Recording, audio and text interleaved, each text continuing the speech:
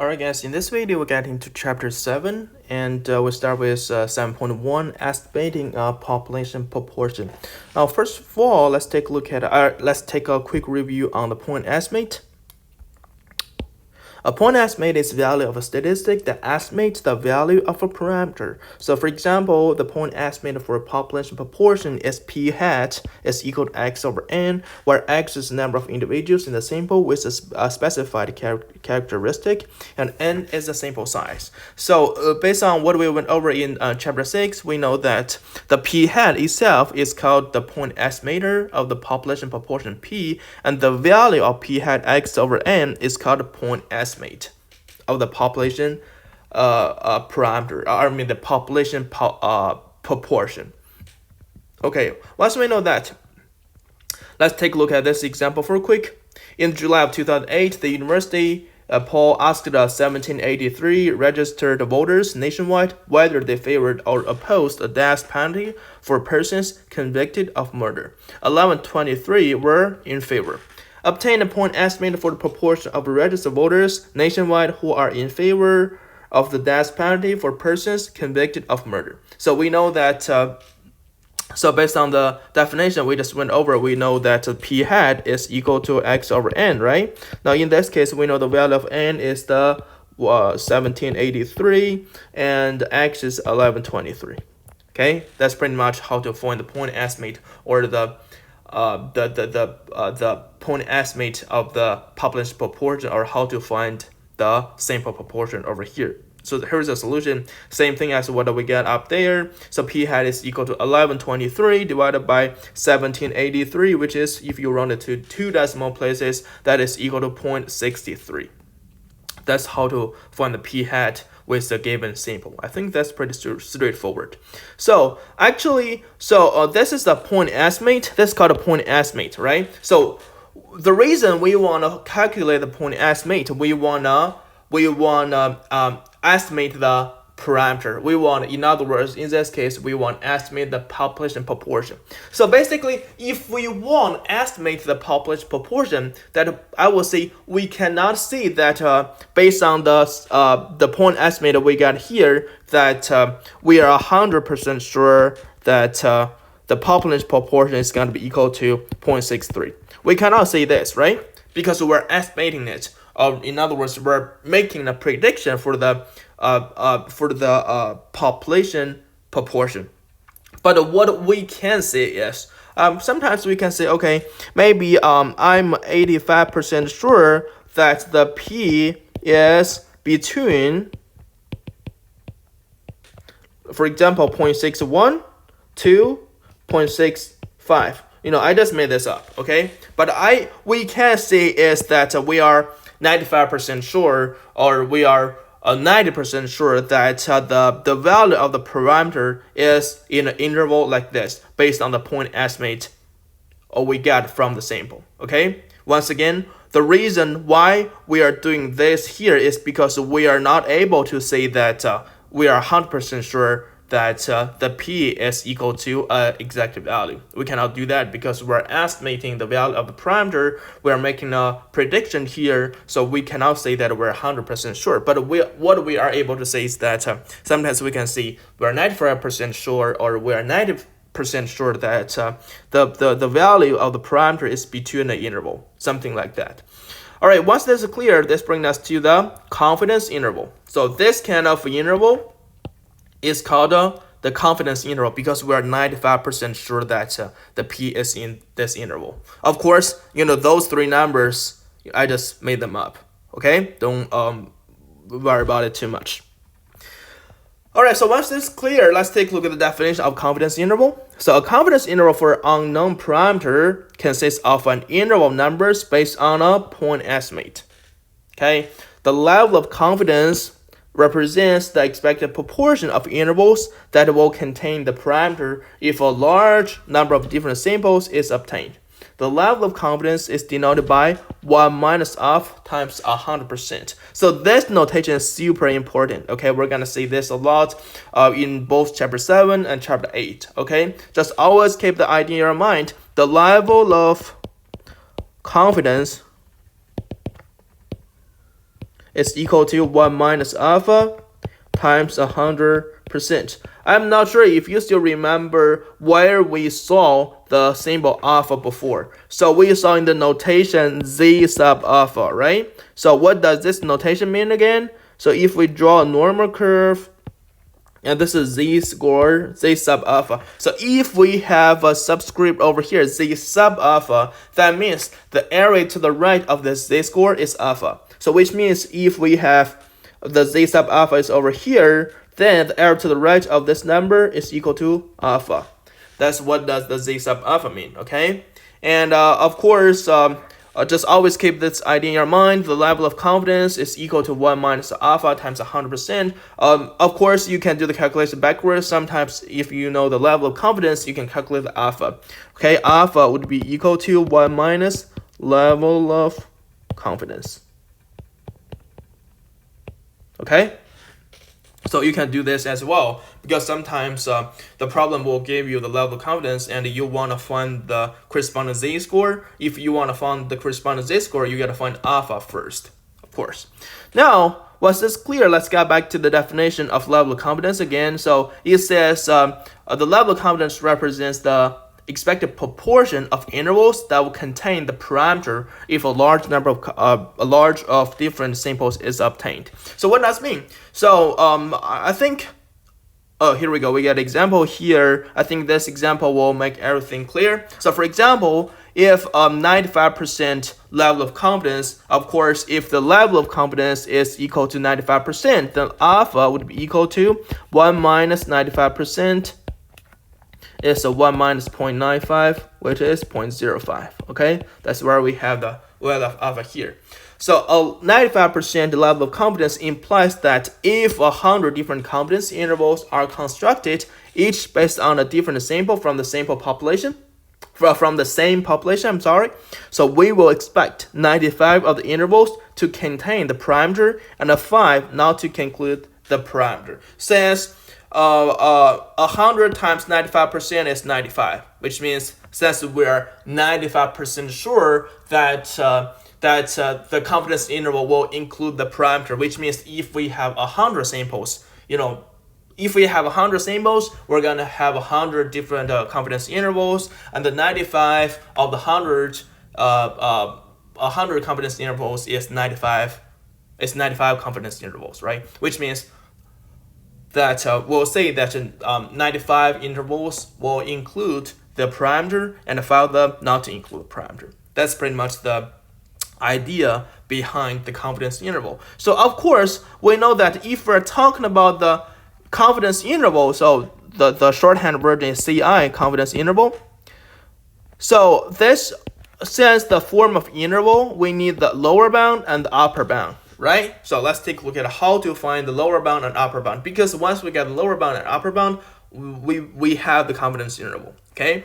The confidence interval estimates for the population proportion are of the form point estimate plus or minus margin of error. So basically, we can tell that the lower bound would be equal to the point estimate minus the margin of error. Of course, the shorthand version is ME. Excuse me. And the upper bound would be equal to the point estimate plus margin of error. So basically, of course, I'm going to show you how to calculate margin of error later. So I just gave you the idea how to find the lower bound and upper bound of the confidence interval. So the point estimate is fixed. It's fixed once we have the data set, right? Because that's the value of statistic. Once we got data set, the statistic is fixed. Of course, the value of the statistic is fixed as well. So basically, once we find the margin of error, we can just find the confidence interval over here. And if we draw a graph over here, so a number line. So this is the point estimate. Let's say this is a point estimate, okay? And somewhere here is the point estimate plus the margin of error. And somewhere over here, we can tell that this is a point estimate minus margin of error. Now we can tell if the value of margin a margin of error, if the value of the margin of error is bigger, then the confidence interval will be larger. Okay, because a bigger margin of error will make the confidence interval wider. Okay, that's one point I would like to mention. Now let's take a look at what is the margin of error here. The margin of error of confidence interval estimate of a parameter is a measure how accurate the point estimate is. Okay, and then now let's take a look at the formula of margin of error. Okay, the margin of error is 1 minus alpha 100%. Of course, I'm sorry, I should use E here, okay, instead of, I'm sorry about that. Instead of ME, which I should use E here because that's how we denote.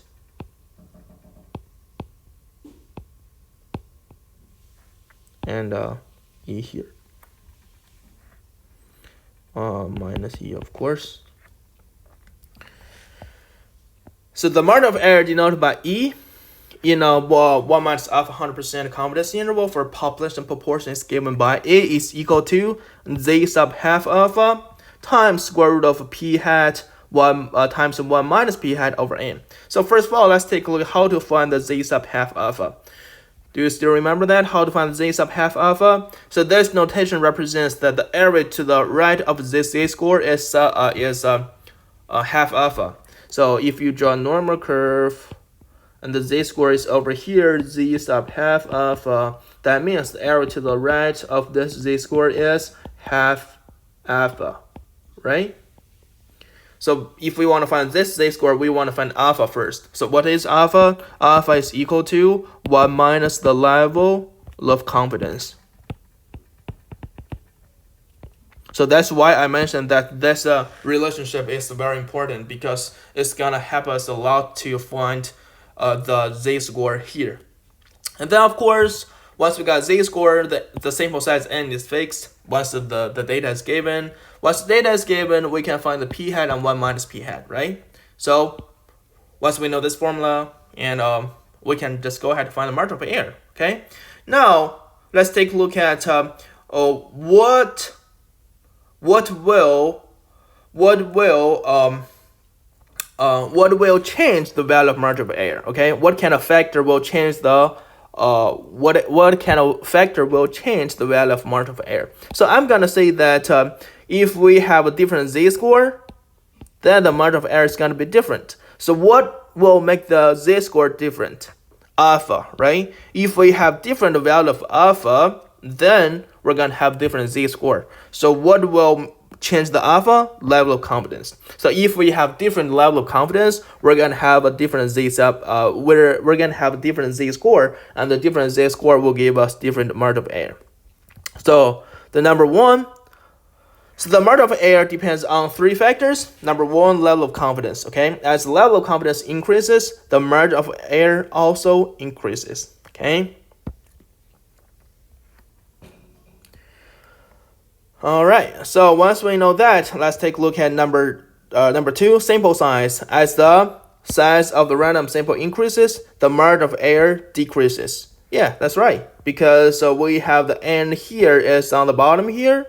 And once the n increases, and then the whole thing would be decreases. And then the standard deviation of the population proportion. The standard deviation of the population. The more spread out there is in the population, the wider our interval will be for a given level of confidence. So if the alpha is fixed and n is because n is coming from the sample, right? Now we tell that.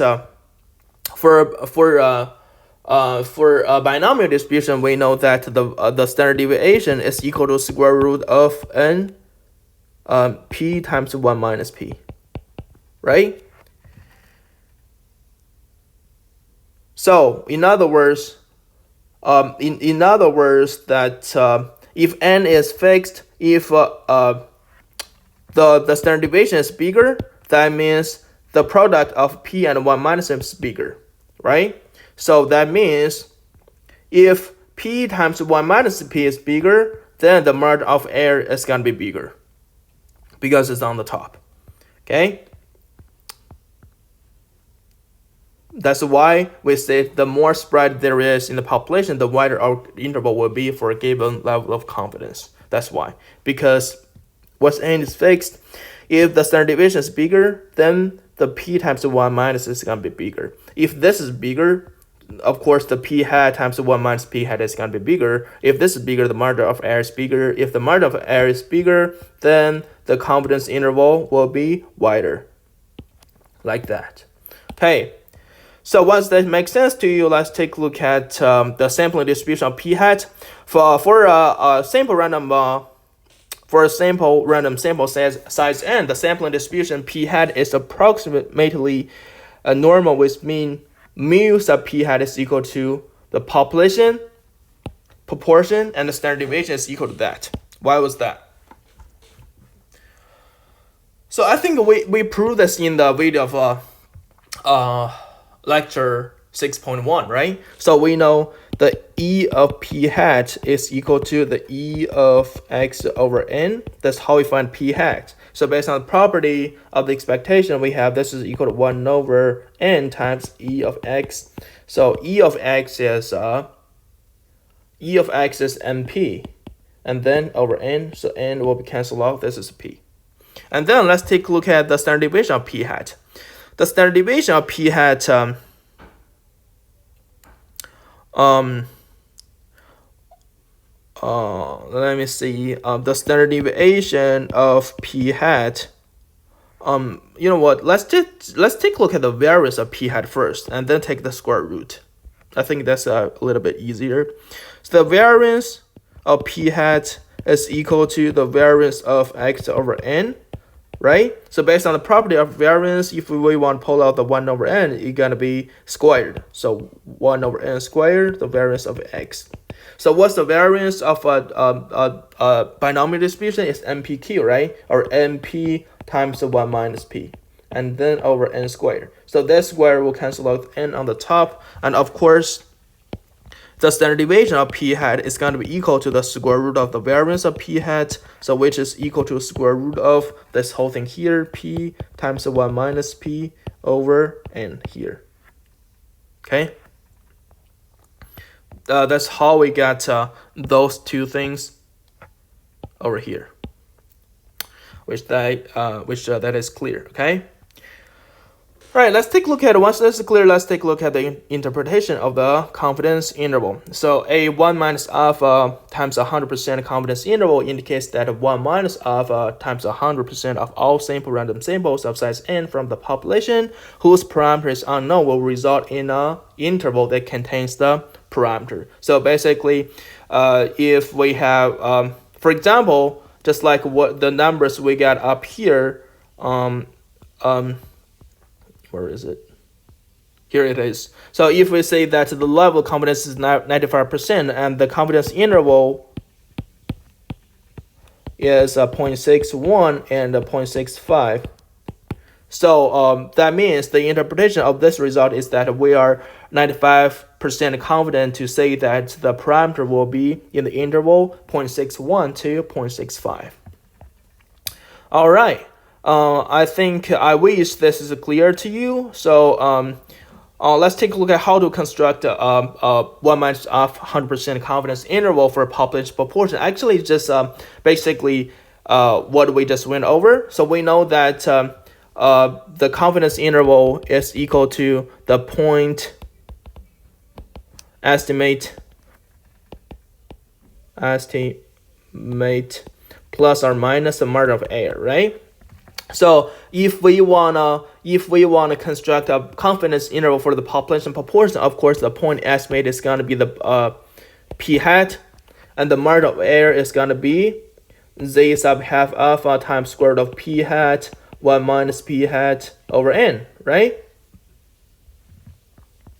And then, which means the lower bound is going to be equal to the point estimate minus the margin of error, and the upper bound would be the p hat plus z sub alpha times square root of p hat times 1 minus p hat over n. So there is a note over here. It must be the case that np hat times 1 minus p hat is greater than or equal to 10, and n, the little n, is less than or equal to 0.05. So technically, those two conditions must be satisfied, but in this class, we don't have to worry about that too much, because I think at least most of the problems we meet in this class will satisfy those two conditions. If we're gonna see a problem that doesn't satisfy those conditions, we're gonna talk about that specifically. But I think pretty much all of the problems you will see in this class will satisfy those two conditions. So you don't have to worry about that too much, actually. Now, so once that's clear, let's take a look at how to construct a confidence interval for pop-length proportion. So let's take a look at this example here. So the same example as what we saw before. So in this Paul, it says there's 1783 in total, and the x value is 1123, and obtain a 90% confidence interval for the proportion of registered voters nationwide who are in favor of the death penalty for persons convicted of murder.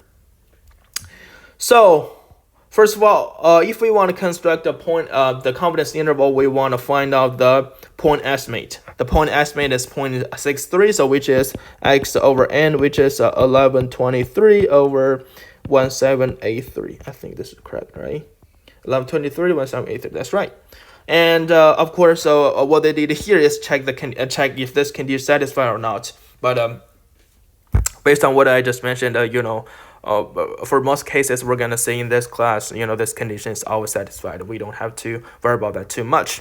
And then if we wanna construct a point estimate, if we want to construct a confidence interval, we know that the confidence interval is equal to p hat plus or minus z sub half of 1 times square root of p hat 1 minus p hat over n, right? And then since we have n already, we know the p hat, and we just need to find the corresponding z score, right? If we want to find the z score, we want to find half alpha first. If we want to find half alpha, we gotta find alpha first, and we know that alpha is equal to 1 minus the level of confidence, right?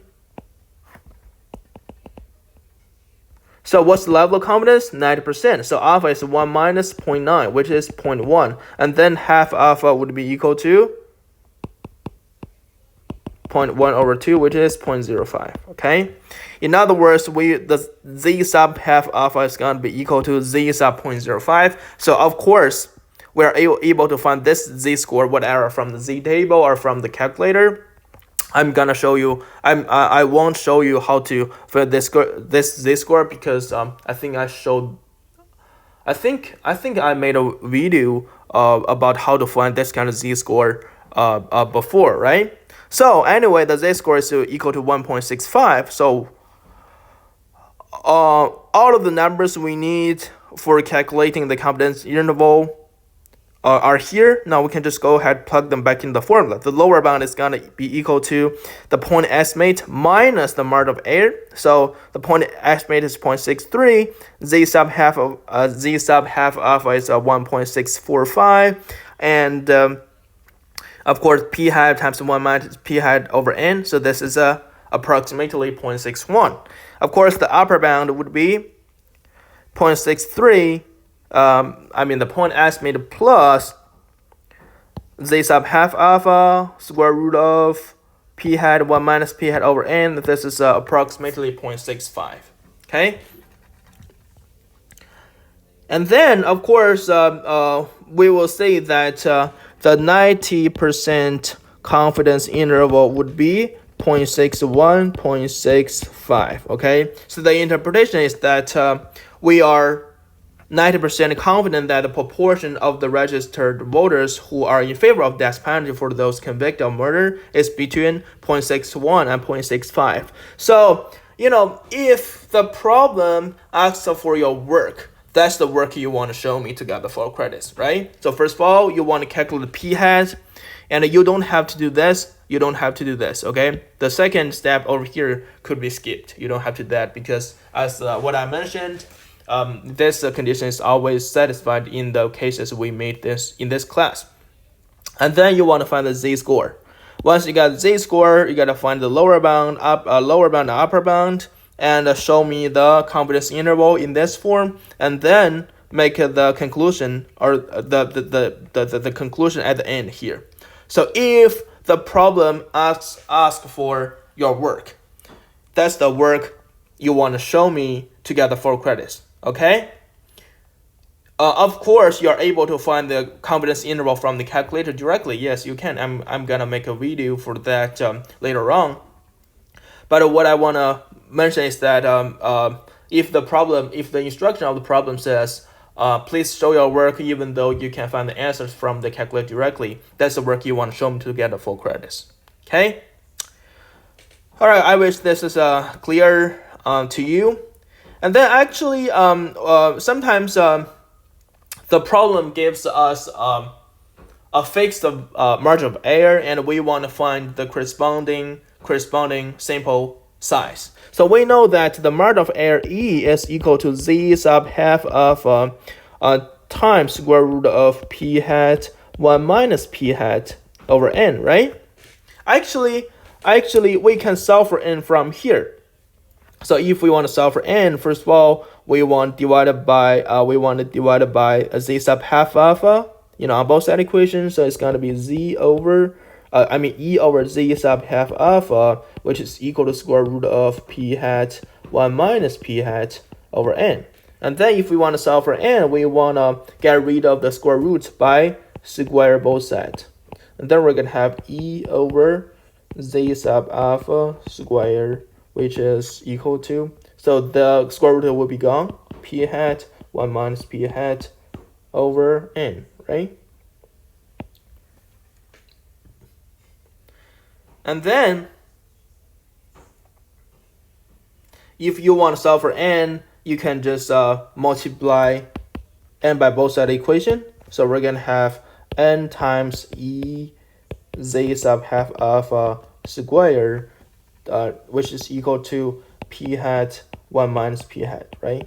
Because those two will be cancelled out. And then you divide this whole thing by both side equation. So N would be equal to P hat 1 minus P hat. So if we divide this thing by the right hand side of the equation, so those fractions will be flipped.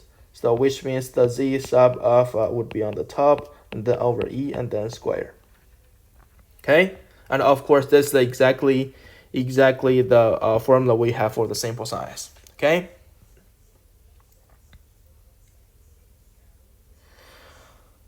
So basically, sometimes the p hat will be given, the margin of error will be given, and you want to find the corresponding sample size, and that's how you do it. Okay, that's the formula you want to apply. And then let's take a look at this. The sample size required to obtain the 1 minus alpha times 100 confidence interval for P with a margin of error E is given by that, where P hat is the prior estimate of P. Okay, which means P hat will be given if it's asking for a sample size. Of course, sometimes if you get a decimal for the sample size, so whatever kind of decimal you get, you always round it up to the next integer. Okay. Now, yes, we do have there is a special case actually. If a prior estimate of P is unavailable, we consider P is equal to 0.5, then the sample size would be, since if P is 0.5, then Y minus P is going to be 0.5 as well. So P times 1 minus P would be equal to 0.5 times 0.5, which is 0.25. So that's the way you have this formula. And you get rounded up to the next integer as well. So this is kind of a special case. If the P hat, if the P hat, the prior estimate of P hat is given, of course you want to apply this formula. But in some cases the P hat is not given, then we're going to use 0.5 directly. Okay. Now let's take a look at this example here. The problem says a sociologist wanted to determine the percentage of residents of Americans that only speak English at home. What size sample should be considered if she wishes her estimate to be within 3 percentage points with 90% confidence, assuming she uses an estimate obtained from the census 2000 of the survey. So which is that. So basically, we have, in this case, we have p hat is equal to, point estimate is 82.4%. So if you convert it to decimal, it's going to be 0.824. So the key point is to find a margin of error. The problem says what size sample should be obtained if she wishes her estimate to be within 3 percentage points, which means the margin of error is going to be equal to. So just watch the unit.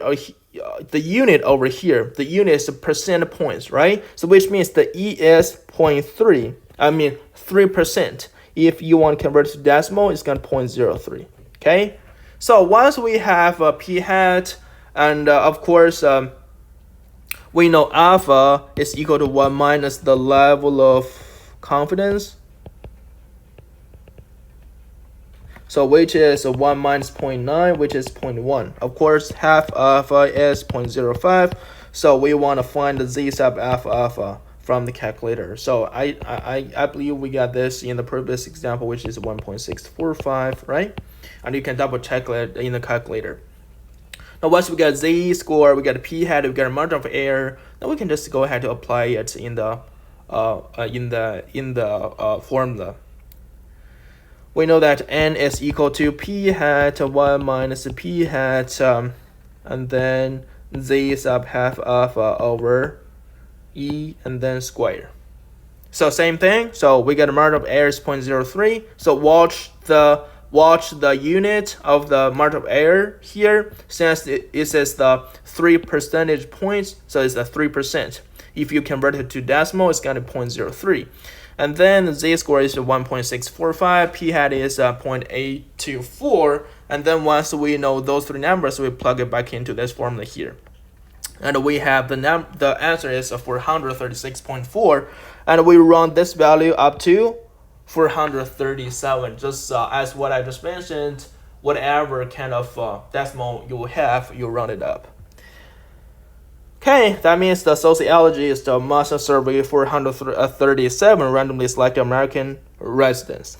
That's pretty much how to find the corresponding, the corresponding sample size with the given margin of error and the point estimate. All right, I wish this makes sense to you, and this all about 7.1, and I'm gonna make a video and show you how to calculate the confidence interval of the population proportion from calculator. Okay, all right, that's all for 7.1.